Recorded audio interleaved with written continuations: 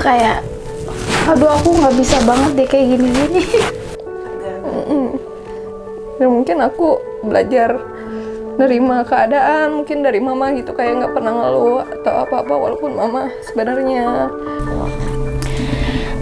tetap jadi best friend mama dan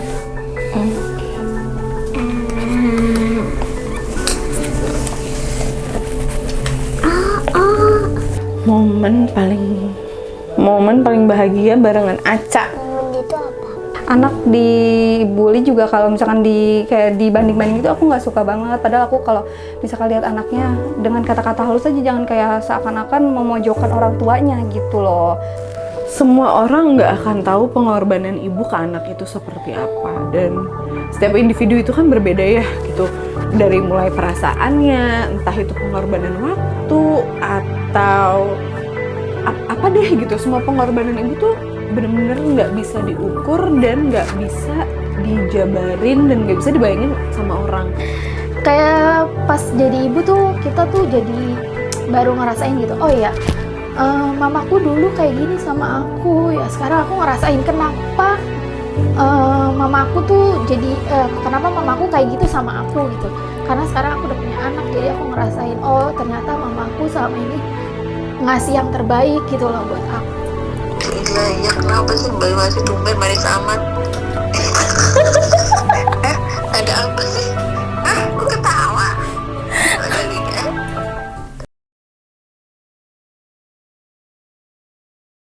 Alivia Bunanya Hazami. Umurnya berapa? 4. Halo guys, kenalin aku Mombela dan ini Freya, Oke, kakak umurnya berapa tahun? 15 Freya umurnya 4 tahun. Iya. tahun. Oke, aku Sandra. Mamanya Rasya berumur 6 tahun. Soon kita akan ada anggota tambahan. Nanti mungkin juga akan menjadi anak Yufit ya.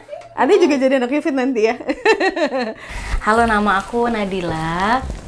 Usianya perlu gak usah ya, anaknya aja ya. Ini anak aku namanya Elmar. Kamu umurnya berapa?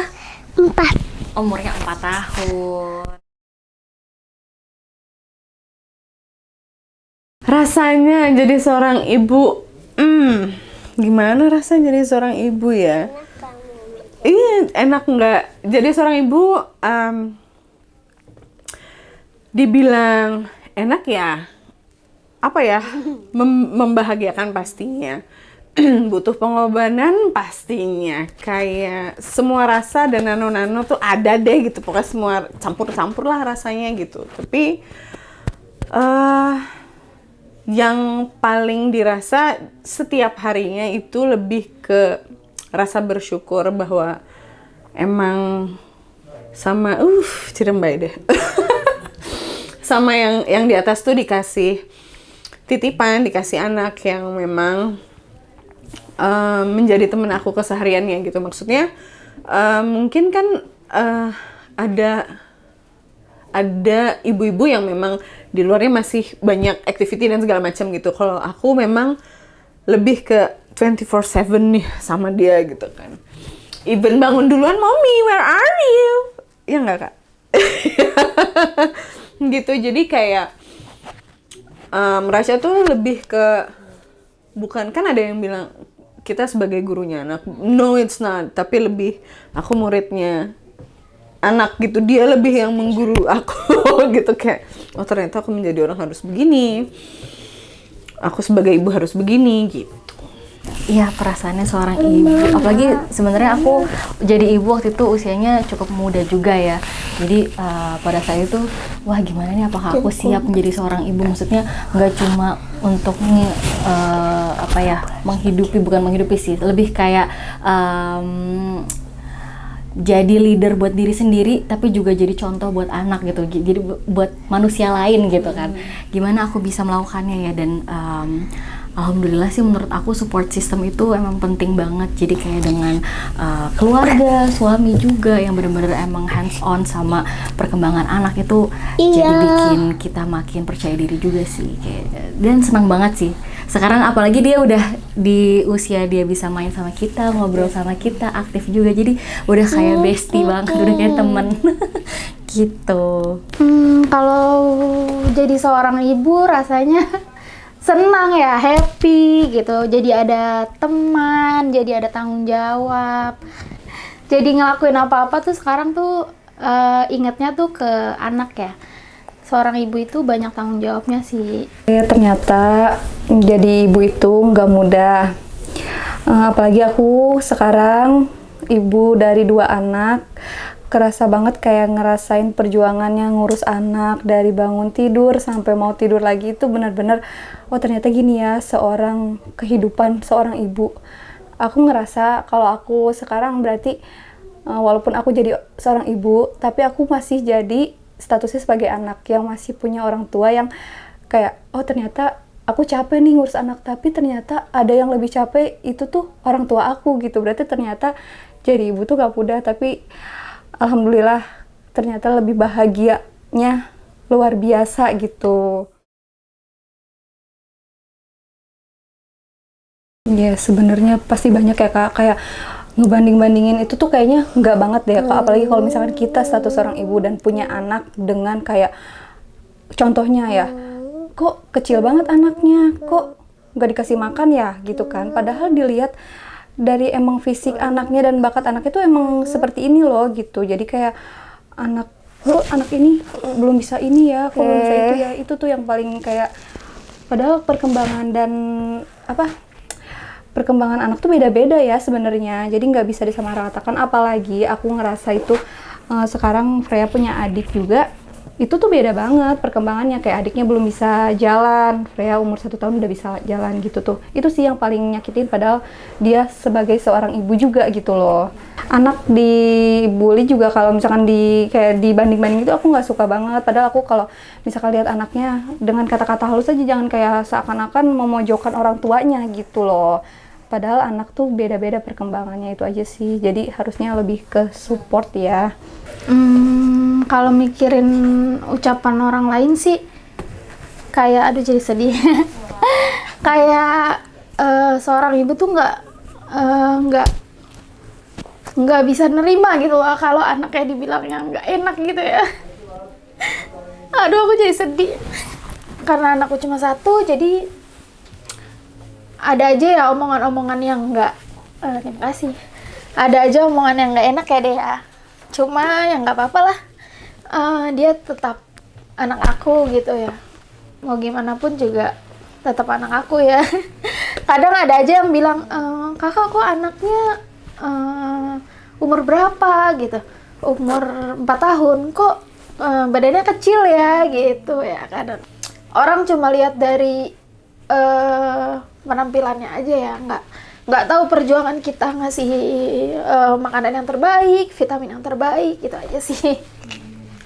Iya sih, sebenarnya emang adalah beberapa, cuman nggak ada yang terlalu kayak membekas banget sampai sekarang gitu. Cuman pada saat dia masih agak bayi, mungkin kayak umur 1 tahunan, itu dia sempat memang lagi imunitasnya lagi turun, misalnya dia lagi diare, lagi muntah gitu. Kadang ada juga orang yang bilang, ini umurnya bener segini nih, kok kayaknya beratnya kayak kecil ya, usianya nggak salah nih gitu. Jadi kayak apa sih ya, memang dia lagi kurang enak badan gitu loh. Jadi ya memang beratnya mempengaruhi pasti kan kayak gitu. Cuman aku nggak terlalu ngambil pusing sih, kayak udahlah, nggak mau terlalu aku pikirin juga komen-komen orang kayak gitu. Awalnya itu kan memang we weren't planning to have another gitu. Ada gitu omongan kayak, kalau lo egois sih cuma sendiri kan kasihan gitu. Tapi it's not about what they think, but it's more kapasitas aku sebagai seorang manusia dan seorang ibu itu segimana gitu. Tapi kalau ternyata ya balik lagi, semua yang berkehendak itu bukan aku, yang berkehendak itu yang di atas. Ternyata Allah memberikan rezekinya lebih, ternyata aku dikasih, lu gue percaya nih, ibaratnya gitu kan. Jadi dengan apa yang kita punya sekarang, kita alhamdulillah kita berterima kasih, dan sisanya hanya berserah, insya Allah bisa kasih yang terbaik gitu. Cuma memang yang selalu melekat itu kadang tatapan orang bahwa why only one gitu, or ada juga yang lo tuh dulu kerja lo tuh 24/7 but now lo 24/7 di rumah gitu, lo yakin gak mau ngapa-ngapain gitu. No, aku sudah memilih gitu, karena dulu ya tentunya waktu awal baru lahiran aku sempat gitu nyoba kayak ya udah deh kerja lagi gitu, tapi terus tapi ternyata nggak bisa gitu. Dicariin melulu, akhirnya ya udah kita prioritasin yang ada di rumah.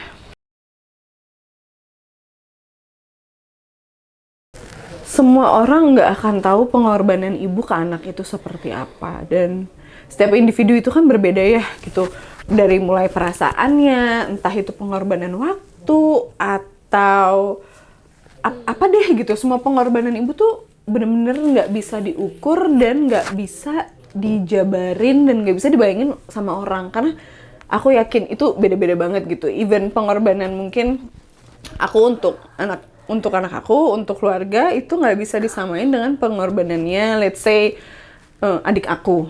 Kan pasti beda-beda ya, secara emosi orang berbeda, ekonomi orang berbeda, semuanya kan beda-beda gitu. Gitu. Sebenarnya pasti kalau kita bandingin sama ibu-ibu lain, pasti semua orang pasti ada pengorbanannya juga kan buat anaknya, dan memang ibu itu pengen yang terbaik juga buat anaknya. Waktu itu ini mungkin bisa dibilang sacrifice juga, tapi bisa aku bilang juga sebagai my self development juga sih, karena waktu itu aku masih kerja terus, selalu kerja pada saat aku Elmer udah ada juga, dan saat itu aku tuh bener-bener idealis banget, jadi kayak memang harus asik gitu dan harus nggak pakai support. Sebenarnya nggak ada salahnya sih kalau aku pikir-pikir lagi, kenapa sih gue idealis banget pada saat itu gitu. Cuman pada saat itu aku emang percaya kalau ASI aku cukup, jadi aku nggak mau karena aku working mom terus jadinya dia pakai support gitu. Aku kayak merasa bersalah di situ. Ini emang personal aku aja sih. Cuman pada saat itu akhirnya aku harus milih antara tetap kerja atau mau full mengasihi dia gitu kan. Jadi pada saat itu sacrifice dari aku sendiri adalah ya aku harus ada gap year juga di kantorku gitu. Jadi waktu itu aku sempat resign dulu dari kerjaan yang sebelumnya. Terus setelah dia sudah besar ini, barulah aku mulai building my career lagi gitu. Tapi sebenarnya kalau misalkan aku nggak jadi moms pada saat itu, mungkin personal development aku nggak bakal semandiri ini. Kayak pas jadi ibu tuh kita tuh jadi baru ngerasain gitu, oh iya, mamaku dulu kayak gini sama aku, ya sekarang aku ngerasain kenapa mamaku tuh jadi kenapa mamaku kayak gitu sama aku gitu. Karena sekarang aku udah punya anak, jadi aku ngerasain, oh ternyata mamaku selama ini ngasih yang terbaik gitu loh buat aku gitu. Begitupun juga aku ke anakku. Ya. Dari lahir sih walaupun dibantu mama gitu, tapi aku dari Freya bayi sampai sekarang ini aku bener-bener full ngurus Freya sama Hazel tuh sendiri. Walaupun misalkan kayak orang tua aku bantu, tapi nggak sepenuhnya gitu loh. Kayak misalkan dari bangun tidur sampai ngurus mandi, makan, segala macamnya itu aku full sendiri sih gitu. Alhamdulillah gitu, disibukin sama kesibukan yang ada aja, alhamdulillah gitu. Itu tuh kayak kita kejar-kejaran aja gitu. Bisa-bisanya aku kayak ngeliat Hazel dulu tidur atau kakak dulu gitu kan. Kayak misalkan Freya udah tidur, adanya belum. Aku jadi kayak ngerjain kerjaan mana dulu nih, tapi ya udahlah, mungkin itu aja sih Kak. Jadi kayak ngebagi waktunya itu sih yang sulit gitu ya. Walaupun sebenarnya emang walaupun katanya ibu rumah tangga itu kayak nggak ada kerjaannya atau jadi seorang ibu tuh cuman kayak kelihatannya rebahan doang, padahal nggak gitu sih gitu. Itu aja. Banyak halnya.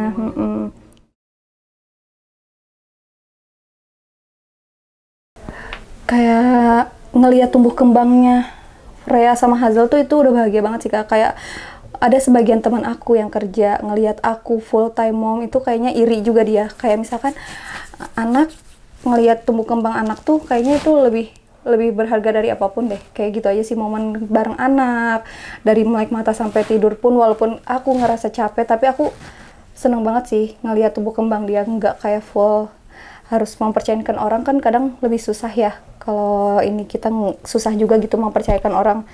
Sebagai ibu yang tentunya aku ngurus full, itu tuh bahagia banget sih ngelihat tumbuh kembangnya. Iya bener, mendampingi, membersamai Freya tumbuh kembangnya.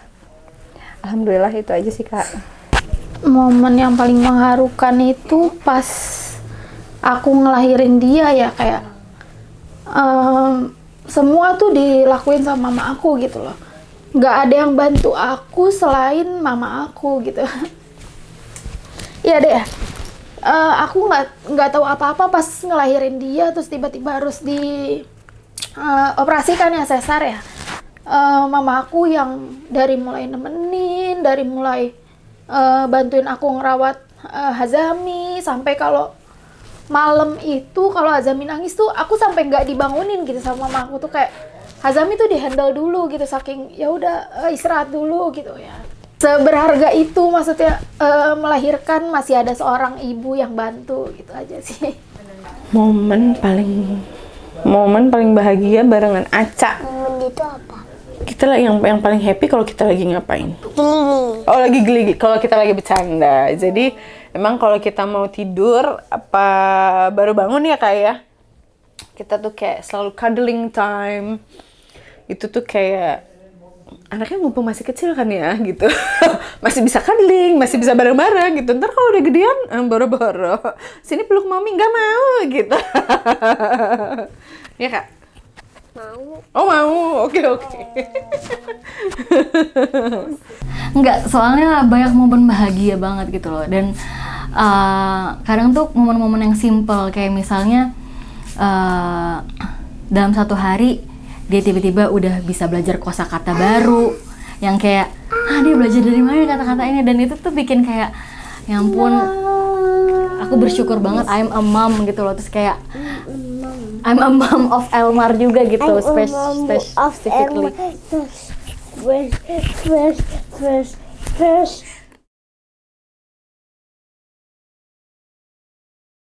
Pada saat kita remaja, kita tahu sih memuliakan ibu itu kan yang utama kan. Cuman kita belum tahu esensinya apa pada saat kita masih sekolah, kuliah, atau misalnya udah berkeluarga tapi belum punya anak gitu loh. Dan itu semua berubah sih setelah punya anak. Aku kayak jadi ngerti kenapa mamaku bawel banget, kenapa mamaku punya banyak nasihat, dan kayak hati-hati ini, hati-hati itu gitu kan. Jadi kayak, dan satu prinsip yang aku bawa terus sekarang itu adalah mamaku itu mama pekerja. Jadi mamaku adalah dentist, dia adalah dokter gigi.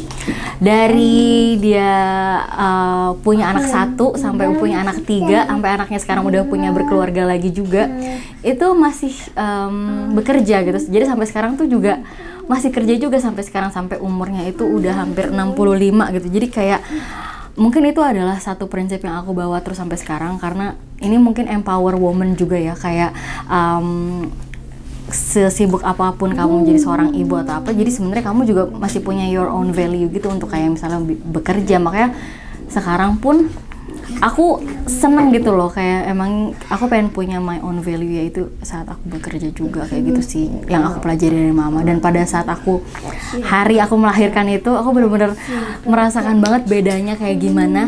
Aku di dalam ruangan bersalin itu kayak, maafin aku ya, kayak gitu loh, sampai kayak ya ampun, mamaku tuh 3 anak tuh normal semua dan berarti merasakan hal yang sama sama aku ini gitu loh. Jadi kayak thank you Mami. Momen yang paling mengharukan itu pas aku ngelahirin dia ya, kayak semua tuh dilakuin sama mama aku gitu loh. Nggak ada yang bantu aku selain mama aku gitu. Iya deh, aku nggak tahu apa-apa pas ngelahirin dia, terus tiba-tiba harus di operasikan ya, sesar ya. Mama aku yang dari mulai nemenin, dari mulai bantuin aku ngerawat Hazami, sampai kalau malam itu kalau Hazami nangis tuh aku sampai nggak dibangunin gitu sama mama aku tuh, kayak Hazami tuh dihandle dulu gitu, saking ya udah istirahat dulu gitu ya. seberharga itu, maksudnya melahirkan masih ada seorang ibu yang bantu, gitu aja sih. Orang tua yang paling bawel di dunia ini, tapi nggak ada yang bisa ngegantiin dia sama apapun sih Kak, itu aja. Ya, Kakak sayang nggak sama Mama Rita? Hah? Enggak. Makasih Kak.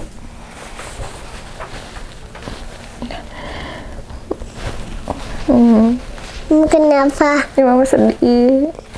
Ya, Mama sedih ya.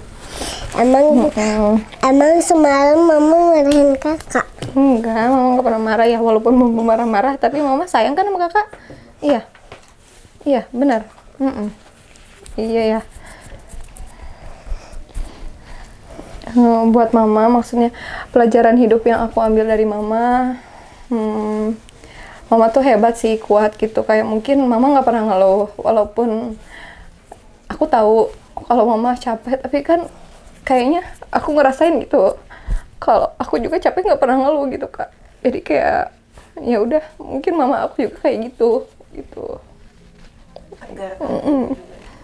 Dan mungkin aku belajar nerima keadaan mungkin dari Mama gitu, kayak nggak pernah ngeluh atau apa-apa, walaupun Mama sebenarnya bawel ya, Mama Rita bawel ya, tapi menurut aku dia emang orang yang nggak bisa tergantikan sih Kak, gitu.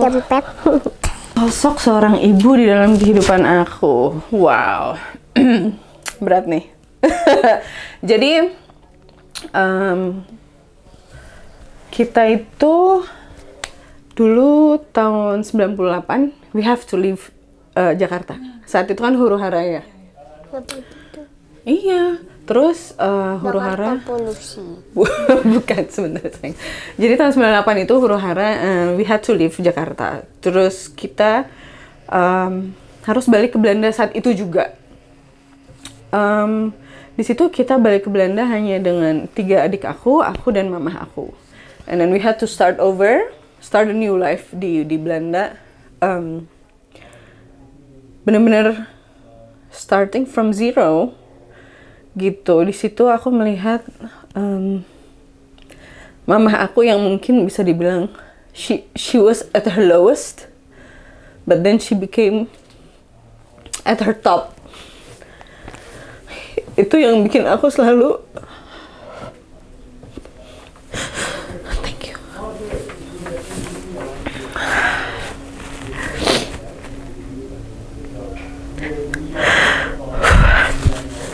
I have to be strong like my mom. Gimana aku membesarkan anak aku dalam kehidupan aku harus bisa sekuat mama.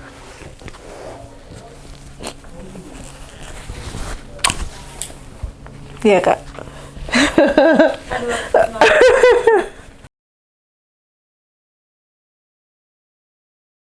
Dede mau ngomong apa sama Oma? Mau ngomong apa sama Oma? Makasih ya Oma gitu. Buat mamaku, terima kasih ya udah selalu bantu AA, bantu Azami, ya. Makasih Oma. Terima kasih Oma, udah apa? Jagain Dede gitu. Sedih jadinya. Nah itu aja sih. Mama, lagi di mana? Di rumah lah, tidur sama dia sebenarnya. Ya. Lagi tidur kan. Si Ade mana? Iya.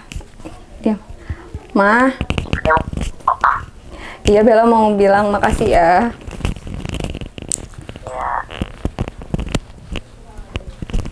Kita tadi cuma 5 menit.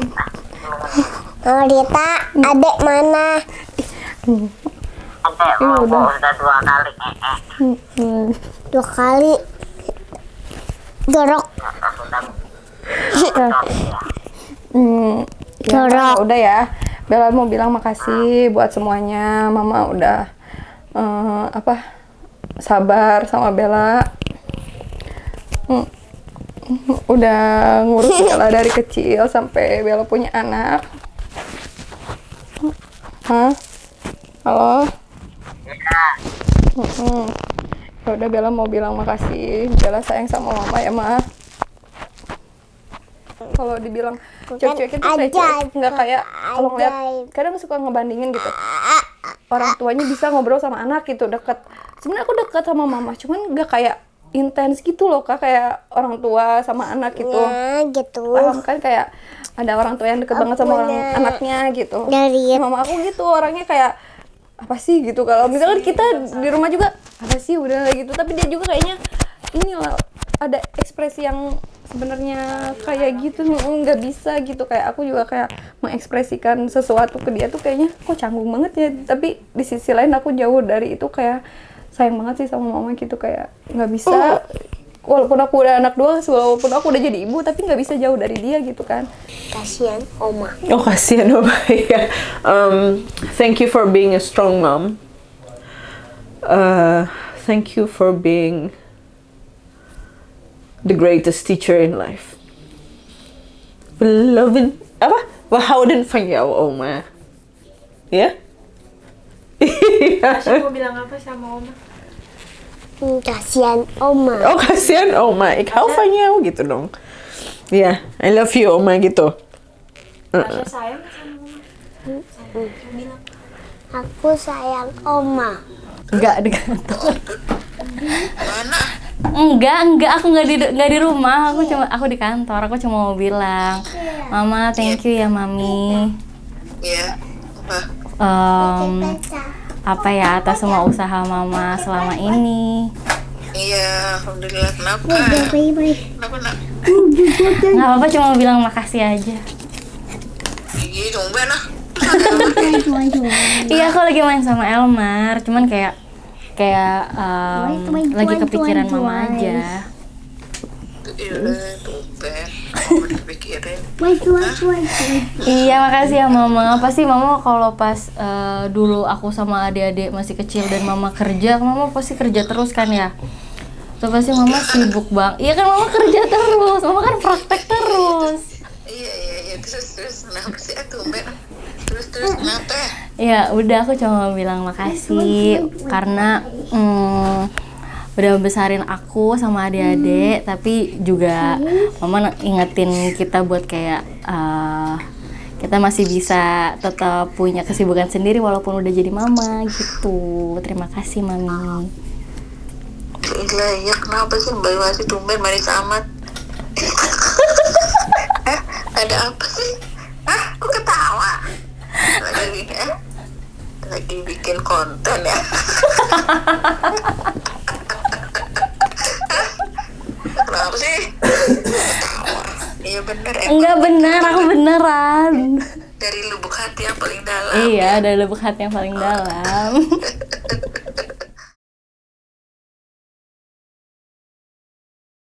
Apa ya?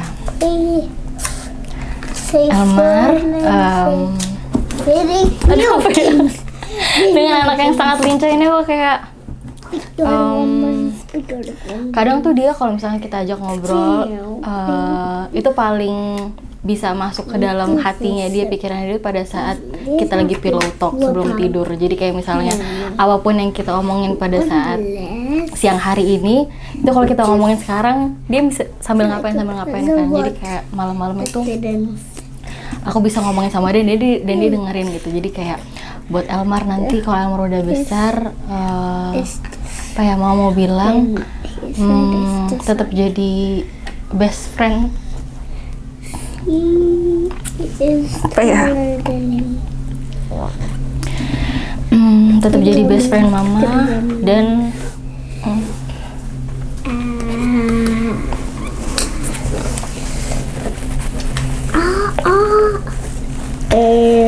dan jangan malu, jangan takut dijudge kalau kamu mau cerita apapun itu ke Mama, karena Mama selalu di sini buat dengerin cerita-cerita Elmar. Gitu aja sih. Terima kasih Rasya udah menjadi anak yang baik, yang nurut sama Mommy, ya, yang nyayangin Mommy dan Daddy di rumah. Yes. Nanti juga sayang sama adek kan? Yes. Nama adanya siapa? Udah ada? Belum tahu. Belum. Oh, Nah, lihat sini, lihat mama dulu. Kakak, nanti kalau kakak udah besar dan lihat video ini, ya, satu hal yang kakak tahu, mama sayang banget sama kakak ya. Ya, kakak harus jadi anak yang soleh, ya. Solehah, jadi anak yang solehah, jadi anak yang berbakti sama orang tua ya. Ya, yang takut sama agama, ya. Kakak, makasih ya. Dari kakak mama jadi banyak belajar hal. Ya, jadi seorang ibu itu nggak mudah, tapi mama seneng ya.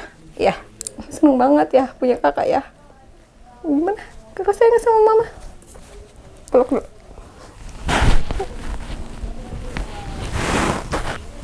Kakak sayang nggak sama mama?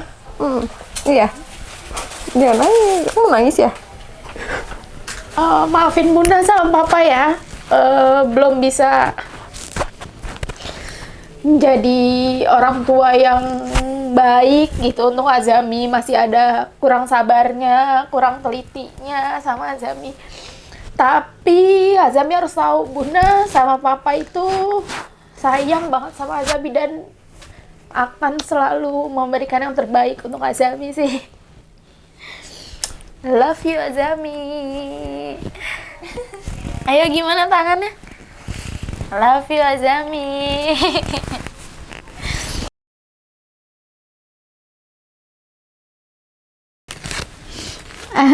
Bilang apa? Makasih Bunda. Terima kasih untuk. Emang Bunda kenapa Dede bilang terima kasih? Bunda udah apa sama Dede?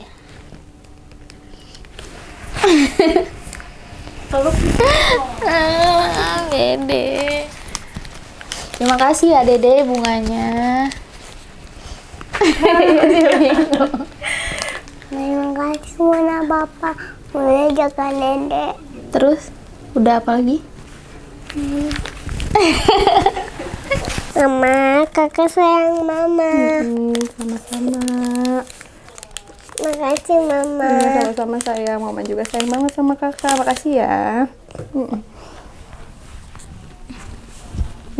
Nih, ya. aku sayang Mami. Oh, I love you too, Kusya. Ya.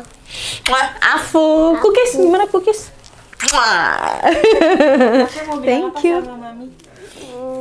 Makasih Mami. Mami sayang aku. Iya, nah, sama-sama. Nah. Hah? Yes. Wah. Iya. Yeay.